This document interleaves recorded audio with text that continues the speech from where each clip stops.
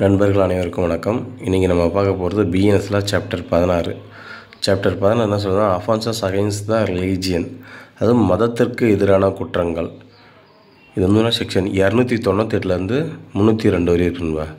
ஓகேங்களா. இந்த சாப்டர் எப்படி ஞாபகம் வச்சுக்கலாம்னா, சாப்டர் 6 வந்து பார்த்தா 6 அறிவு உள்ள மனிதர்களுக்கு மட்டுமே உண்டான மதம், அந்த மதத்திற்கு உண்டான வந்து பார்த்தா மதத்திற்கு எதிரான குற்றங்களை பற்றி தான் நம்ம இதில் பார்க்க போகிறோம். ஓகேங்களா. இப்போ செக்ஷன் 298 செக்ஷன் 298 என்ன சொல்லுதுன்னா, injuring or defiling places of worship with the intention to insult religion of any class. ஒரு பிரிவினரினுடைய மதத்தை அவமதிக்கும் உட்கருத்தோடு வழிபாட்டு இடத்தை சிதைத்தல், அது ஆச்சாரத்தை கெடுக்கிறது. அது இப்போ இப்போ ஏதோ ஒரு ரிலீஜியன் இருக்கும், அந்த ரிலீஜியனுக்கு ஏதோ ஒரு கோவில்னு ஒன்று இருக்கும். ஓகேவா. அதுக்குன்னு ஏதோ ஒரு இடம் இருக்கும். அந்த இடத்த வந்து போயிட்டு சிதைக்கிறது, இல்லை அழிக்கிறது, இல்லை அங்கே போய்ட்டு இருந்தோம்னா அந்த கோயிலை இடிக்கிறது, அந்த மாதிரி தான். ஓகேங்களா. அதாவது வழிபாட்டு இடத்தை அவமதிக்கிற, அழிக்கிற, ஆச்சாரத்தை கெடுக்கிற, சிதைக்கிறது செயல் தான். ஓகேங்களா. இதுக்கு என்ன இப்போ பனிஷ்மெண்ட்னா 2 வருஷம் சிறை தண்டனை அல்லது அபராதம் அல்லது இன்னும் தண்டனையாக கொடுக்கப்படும். ஸோ செக்ஷன் 298 ஷார்ட்டாக என்னென்னு பார்த்தீங்கன்னா, ஒரு மதத்திற்குன்னு ஒரு கோயில் வழிபாட்டு இடம் இருக்கும். அந்த வழிபாட்டு இடத்த ஏதாவது உடைக்கிறதோ இல்லை வந்து போனால் அங்கே ஏதாவது டேமேஜ் பண்ணுறதா இருக்கும். ஃபார் எக்ஸாம்பிள் பாபர் மசூதி இடிப்பு, அந்த மாதிரி பார்த்துக்கங்களா. ஓகேங்களா. இதுதான் செக்ஷன் 298.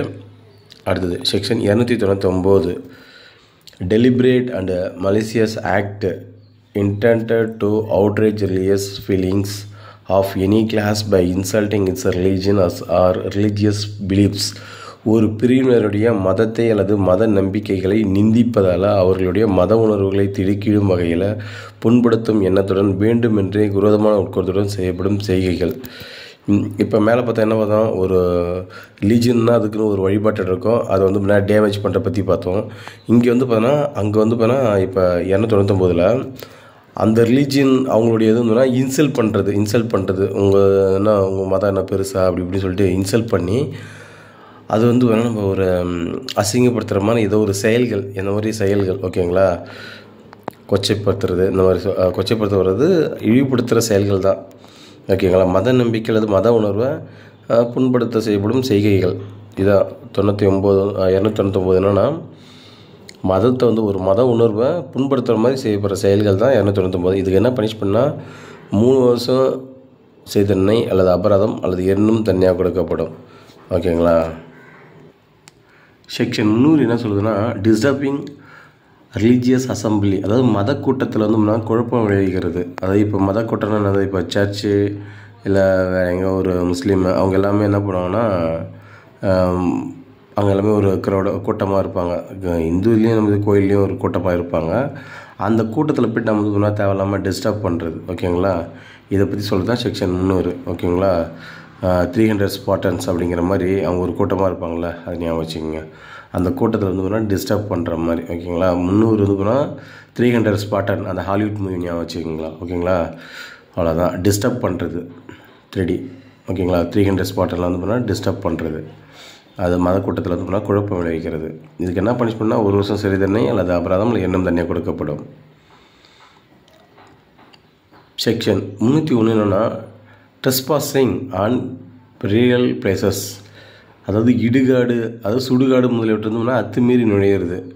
ஓகேங்களா. 301 என்னென்னா, இப்போ ஏதாவது ஒரு சுடுகாடு இருக்குல்ல, இப்போ யாரோ ஒருத்தங்க அதான் இடுகாடு சொல்லுவாங்க, அந்த இடத்துல வந்தோம்னா தேவையில்லாமல் போய்ட்டு டிஸ்டர்ப் பண்ணுறது. இப்போ யாரோ ஒருத்தங்க இறந்துட்டாங்க, அவர் வந்து போய்ட்டு அடக்கம் பண்ண போகிற அந்த இடத்துல வந்து தேவையில்லாமல் டிஸ்டர்ப் பண்ணுறது.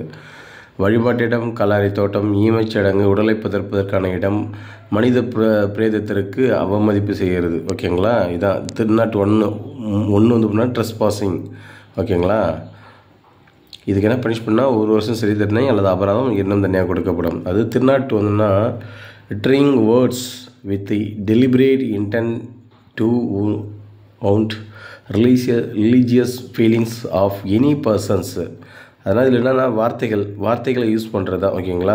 ஏதோ ஒரு மதத்தை புண்படுத்துங்கிறதுக்காண்டி வார்த்தைகளை யூஸ் பண்ணுறது, அதாவது மத உணர்வுகளை வேண்டுமென்றே புண்படுத்தும் எண்ணத்தில் சொற்களை சொல்கிறது, எதையும் சொல்கிறது, அப்புறம் ஒளி எதையும் எழுப்புகிறது, பார்க்கும்படியாக செய்கிற செய்கை, செய்தல், பொருள் எதையும் வைக்கிறது. ஓகேங்களா? இதுக்கு என்ன பனிஷ்மெண்ட்னா 1 வருஷம் சிறை தண்டனை அல்லது அபராதம் என்னும் தண்டனையாக கொடுக்கப்படும். அப்போ 302 என்னென்னா ஒரு மதத்தை வந்து பார்த்தீங்கன்னா புண்படுத்துகிற மாதிரி ஏதோ ஒரு சொல்கிறது. ஓகேங்களா? அவ்வளோதான். இப்போ அப்படியே ஃபஸ்ட்லேருந்து பார்த்துக்கலாம். சாப்டர் 16 என்னது? அஃபென்சஸ் அகெயின்ஸ்ட் த ரிலீஜியன், மதத்திற்கு எதிரானது. 6 அறிவு உள்ள மனிதன், ஹியூமனு. அதுக்கு அவன் நாமளாக உருவாக்கி, அதாவது மனிதன் தான் மதத்தை எல்லாத்தையும் உருவாக்கினான். ஓகே, அதனால் மதத்திற்கு எதிரான குற்றங்கள் 16. அடுத்தது இதில் வந்து பார்த்தா 298லேருந்து 302 வரையும். ஓகேங்களா? ஒரு 5 செக்ஷன் தான் இருக்குது. 298 என்னது? ஏதோ ஒரு வந்து போனால் மதத்தினுடைய வழிபாட்டு இடத்தை வந்து போனால் டேமேஜ் பண்ணுறது. ஓகேங்க, அழிக்கிறது, சிதைக்கிறது. இது 298. 299 என்னென்னா அந்த மதத்தை வந்து போனால் வச்சுக்க புண்படுத்துகிற மாதிரி செய்யப்படும் செயல்கள். ஓகேங்களா? அந்த வழிபாட்டு இடத்துல செய்யப்படும் செயல்கள். இது 299. அடுத்தது 300 என்னென்னு பார்த்தீங்கன்னா ஒரு வழிபாட்டு இடத்துல வந்து போனால் டிஸ்டர்ப் பண்ணுறது. 300 ஸ்பார்டன்ஸ். ஓகேங்களா? அடுத்தது 301 ட்ரெஸ்பாசிங், அதாவது சுடுகாட்டில் போய்ட்டு அந்த மாதிரி தேவையில்லாமல் டிஸ்டர்ப் பண்ணுறது.